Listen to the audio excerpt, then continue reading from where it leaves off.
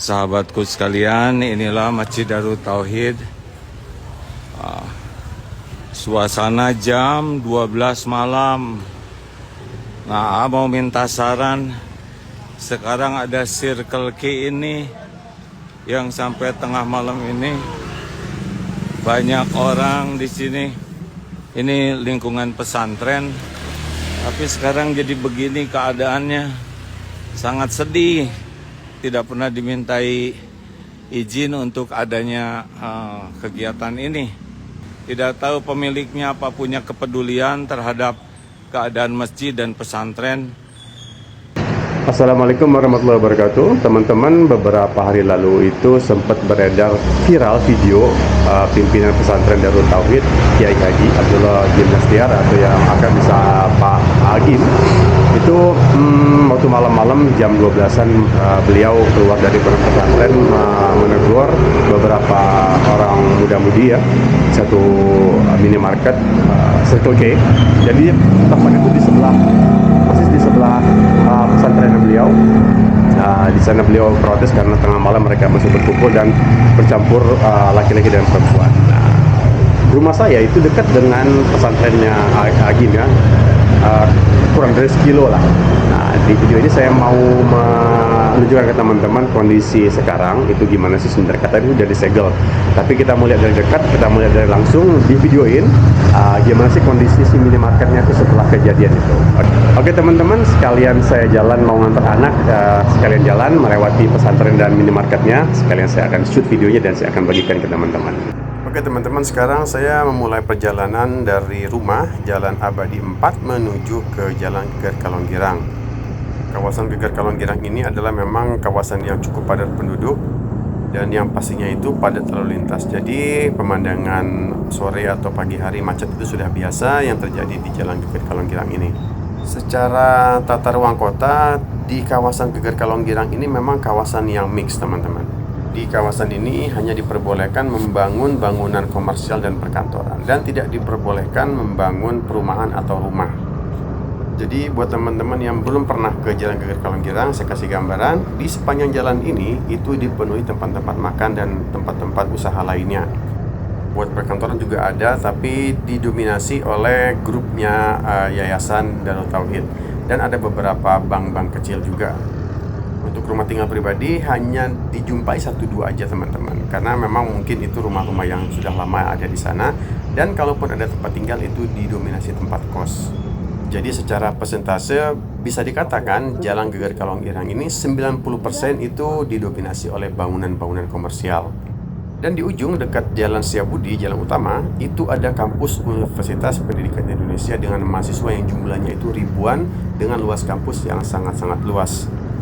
Jadi nggak heran kalau Jalan Geger Kalonggirang ini menjadi sasaran atau tujuan utama orang-orang yang ingin membuka usaha di sini.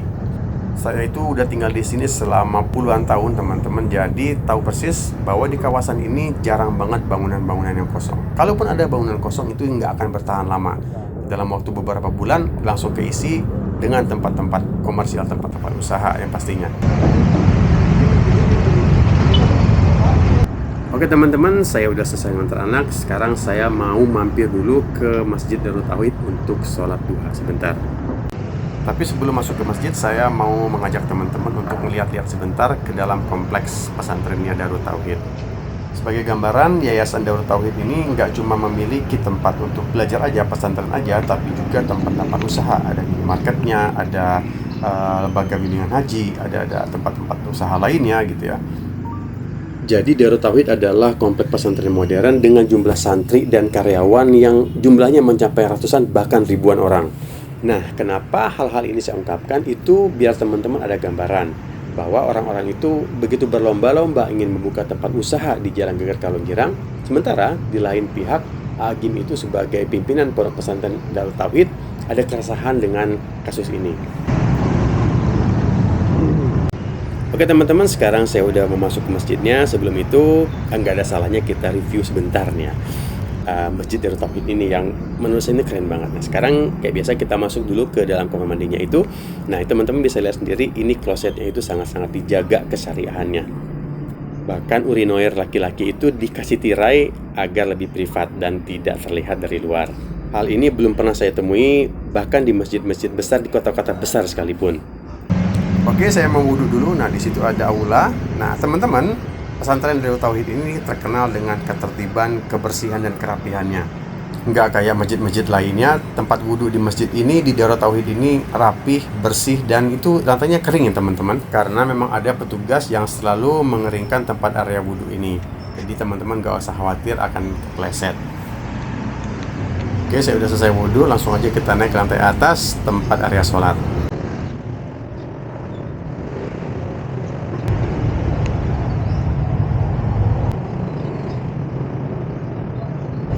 Oke teman-teman, saya mau sholat tahiyatul masjid sama sholat duha dulu.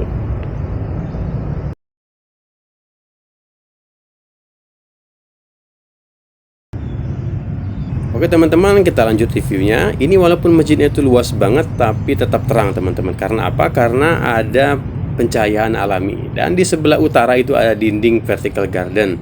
Di belakang itu ada tempat sholat juga, di atas tempat perempuan, tempat akhwat. Nah ini plafonnya itu, lightingnya itu menarik banget teman-teman. Ini juga karpetnya juga tebal. Jadi memang nggak salah kalau misalnya ini disebut sebagai pesantren modern. Oke teman-teman, review singkatnya udah selesai. Langsung aja kita ke lantai bawah untuk menuju ke minimarket yang lagi viral itu.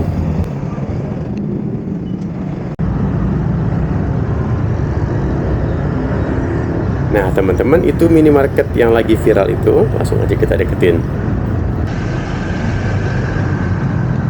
Oke, sekarang kita udah sampai ke halaman minimarketnya yang sudah kosong itu. Dulunya itu ada meja kursi di situ buat nongkrong-nongkrong. Sekarang udah nggak ada. Nah, sekarang coba kita lebih mendekat lagi. Apa yang ditempel di situ? Nah teman-teman, kelihatan disegel. Coba kita lihat lebih dekat lagi, tulisannya disegel Satuan Polisi Pamong Praja. Nah di sebelahnya itu kita lihat lebih dekat lagi. Yang ini informasinya lebih detail lagi. Kegiatan ini dihentikan sementara karena melanggar pasal 21 ayat 1 Perda atau Perwal Kota Bandung nomor 2 tahun 2009. Sekarang kita lihat Perda atau Perwal Kota Bandung nomor 2 tahun 2009 itu tentang apa? Yaitu tentang penataan pasar tradisional, pusat perbelanjaan, dan toko modern. Sekarang kita lihat pasal 21-nya itu bunyinya apa? Peraturan Pemerintah nomor 16 tahun 1997 tentang waralaba. Jadi memang sesuai karena Circle K ini adalah minimarket waralaba atau franchise. Jadi udah jelas ya teman-teman, si minimarketnya ini udah bener-bener disegel. Di dalam tuh udah nggak ada kegiatan, nggak ada karyawan. Di sini juga biasanya ada kursi tapi udah kosong semua, udah bersih. Di pojok ini juga biasanya ada meja kursi, tempat yang kemarin Agim negor anak-anak muda itu, sekarang juga udah bersih. Oke teman-teman, sekarang udah jelas ya bahwa si minimarketnya itu udah nggak beroperasi lagi. Nah sekarang saya mau pulang, kita lanjut ngobrol-ngobrolnya di rumah aja.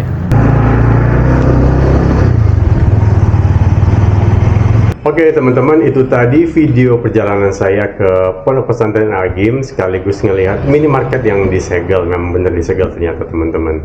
Dari video yang beredar itu banyak banget komentarnya. Jadi komentar-komentar itu ada yang kebagi dua. Jadi ada yang pro dan ada yang kontra. Nah pro itu pasti mereka membela dari sisi Darut Tauhidnya ya, pesantren Darut Tauhid. Karena teman-teman itu pesantren itu legend banget. Dari sejak saya SMA itu pesantren itu sudah berdiri dari tahun 90-an ya. Saya itu sudah mulai ikutin pengajian beliau itu dari tahun 90-an. Jadi di Jalan Geger Kalong itu Darut Tauhid itu udah semacam kayak ikon. Jadi kalau teman-teman ke Bandung ngomong ke daerah Darut Tauhid, daerah Geger Kalong Girang, pasti mereka akan ngomong, oh itu yang ada pesantren Darut Tauhidnya, yang ada agimnya ya. Jadi itu memang sudah sangat dihormatin ketokohan beliau terutama di daerah Geger Kalong Girang dan Bandung terutama juga bahkan Indonesia. Apalagi yang tadi saya bilang di awal, pesantren Darut Tauhid ini memiliki jumlah karyawan dan santri itu jumlahnya ribuan. Jadi Agim itu sangat wajar kalau memiliki keresahan karena beliau memiliki tanggung jawab, memiliki semacam harus menjaga ya lingkungan pesantren tetap kondusif, tetap jangan sampai dicemari oleh hal-hal yang bisa dikatakan itu bertentangan dengan norma-norma masyarakat dan kesusilaan dan lain-lain ya. Itu dari segi yang pro dengan Agim dengan Darut Tauhid. Nah, yang pro dengan Circle K itu mereka merasa itu adalah jalan umum, itu jalan yang tadi saya bilang itu peruntukan itu memang daerah komersial, siapa aja boleh untuk membuka tempat usaha di sana.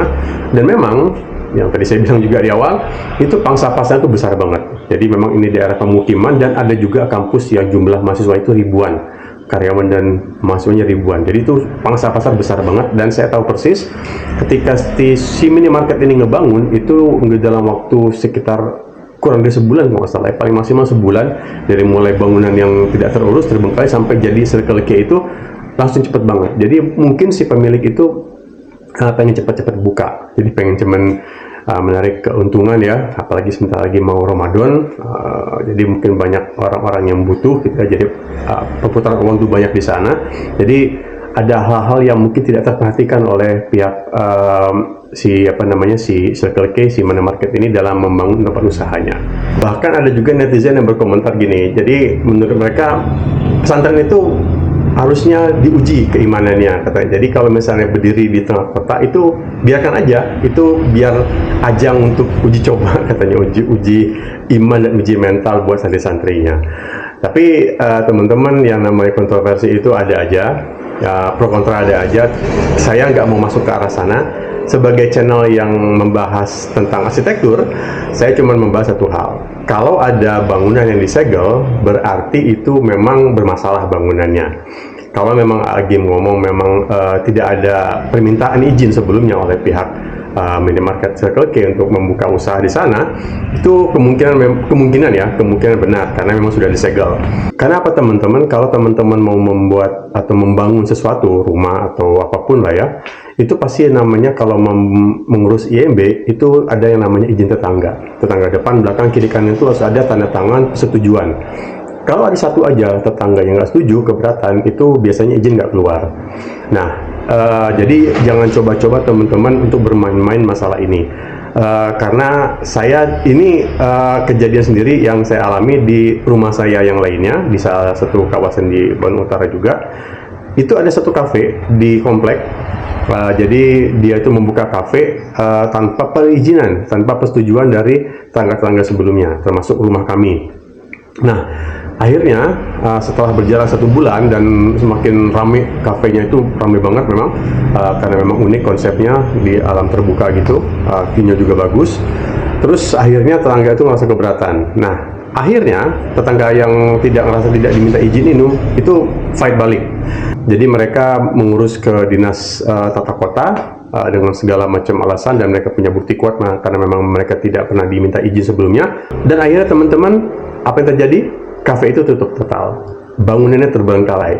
Investasi yang saya pikirkan mencapai itu miliaran lah, itu akhirnya kebuang percuma. Sekarang mereka mencari tempat baru di tempat lain, dan akhirnya buka di tempat lain. Jadi teman-teman, kalau teman-teman mau membangun rumah atau membuka tempat usaha, itu jangan main-main yang namanya izin tetangga. Itu kalau ada tetangga yang nggak suka, nah, akhirnya mereka keberatan, mereka ngurus karena mereka mungkin punya power gitu ya. Punya power. Nah, mungkin tetangga-tetangga saya itu juga orang-orang penting lah ya, orang-orang ya bisa dikatakan banyak duit lah. Mereka punya kuasa. Dan Agim juga ya, Agim itu kiai karismatik, terkenal se-Indonesia. Mungkin beliau tidak memanfaatkan namanya, tapi orang-orang ketika Agim bersuara, mereka akan segan dan mereka akan lebih memperhatikan. Itu yang bisa jadi pelajaran yang bisa diambil dari peristiwa Agim versus ya, dan tanda kutip versus Circle K. Mudah-mudahan kedepannya itu terjadi kesepakatan yang lebih menguntungkan dan lebih menghormati antara kedua belah pihak. Jadi di lain pihak itu investasi yang sudah keluar dari pihak Circle K itu tidak terbuang percuma. Mereka bisa tetap berusaha, membuka usaha di sana, mencari nafkah di sana, karena banyak juga karyawan-karyawan yang bisa bekerja di sana. Dan dari segi pesantren Daud Tauhid sendiri mungkin merasa diuntungkan dengan ada minimarket itu. Mereka buka 24 jam, mungkin jemaah-jemaah atau orang-orang sekitar yang membutuhkan tempat-tempat usaha yang buka 24 jam minimarket itu, mereka akan terbantu. Santri atau misalnya jemaah-jemaah yang misalnya Jumatan ya, atau misalnya itikaf, nanti kan Ramadan ini ya, itu akan terbantu. Nah, mudah-mudahan kedepannya itu tadi terjadi kesepakatan yang saling menguntungkan dan saling menghormati antara kedua belah pihak, antara pihak Darut Tauhid dalam hal ini Agim dengan minimarket Circle K. Oke teman-teman, itu tadi video yang bisa saya bagi ke teman-teman semua tentang masalah ini. Kalau teman-teman merasa video ini bermanfaat, informatif, jangan lupa untuk mengklik tombol subscribe dan like. Dan kalau pengen berkomentar, silahkan berkomentar, bebas komentar apa aja. Dan mudah-mudahan kita bisa ketemu lagi di channel ini dengan video-video yang mudah-mudahan lebih bermanfaat lagi, lebih keren, lebih menarik, dan lebih oke lagi. Sampai ketemu.